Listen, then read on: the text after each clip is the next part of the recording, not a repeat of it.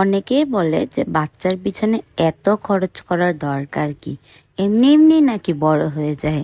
আসলে আমি তাদের উদ্দেশ্যে বলি যে বাচ্চারা কখনো এমনি এমনি বড় হয় না, ওদেরকে সব কিছু ম্যানার বাবা মারই শিখাতে হয়।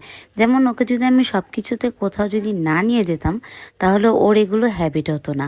তো চলো কি কি করলাম আমরা মা মেয়ে সেদিন কীভাবে কাটালাম তো তোমাদের সাথে শুরু করি। হ্যালো এভরিওয়ান, আসসালামু আলাইকুম, welcome to my another blog.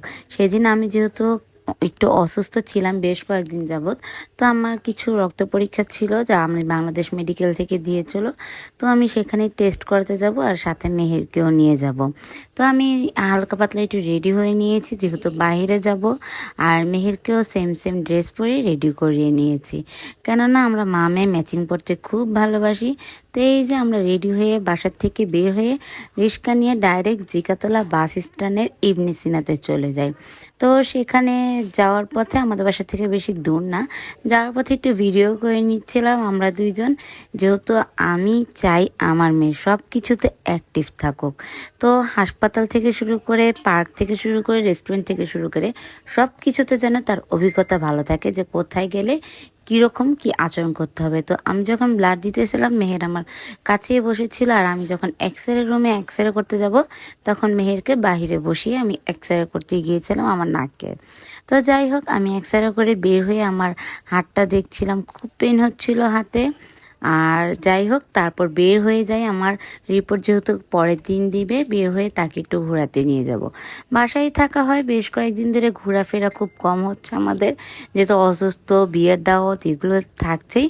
তো পার্কে আমরা কিছুক্ষণ হাঁটলাম, 15-20 মিনিটের মতো হাঁটার পর আমি চলে গেলাম একটু রাইফেলস স্কোয়ারে। সেখানে একটু মেহেরের জন্য কিছু কেনাকাটা করতে গিয়েছিলাম আর কি, কিন্তু মানে পছন্দ তেমন একটা হচ্ছিল না। তো যাওয়ার পথেই দেখি যে নিচে রাইড আছে, তো এখানে অনেকদিন যাবতই এই রাইডগুলো ছিল।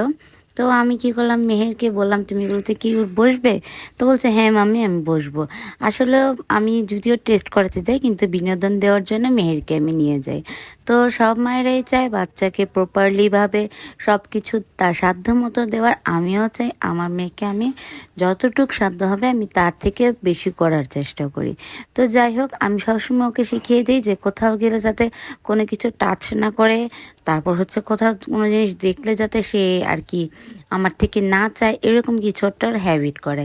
যেমন এখানে আমি অনেকগুলো কাঁকড়া দেখছিলাম, সেখান থেকে আমারও পছন্দ হচ্ছিল, আর আমি নিয়েও নেই নাই। কেন নেই নাই? কারণ আমি যদি এখন কিছু নিতে যাই তাহলে মেহেরও বলবে আম্মু আমাকে এটা দাও ওটা দাও।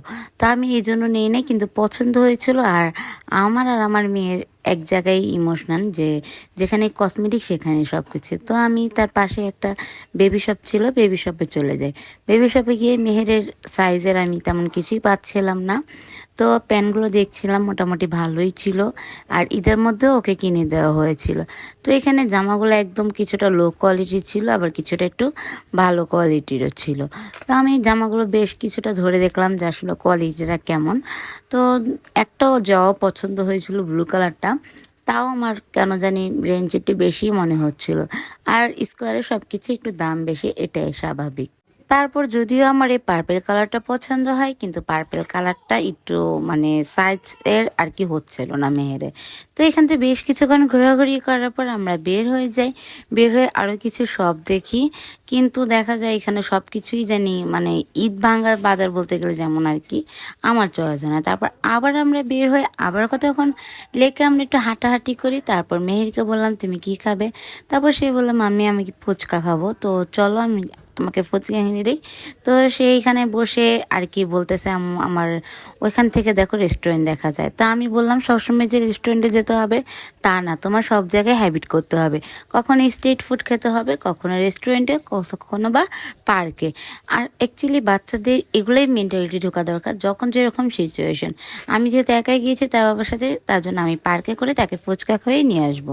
তো যাই হোক আমার মেয়ে এটাতেই মানে সন্তুষ্টি, তা আমিও এটাতে আলহামদুলিল্লাহ খুব খুশি। বাচ্চাদের এই অ্যাক্টিভিটিসগুলো যখন ছোট থেকে আমাদের শেখানো হয় তো ওদের আর কি মাইন্ডে ওইগুলোই থাকে।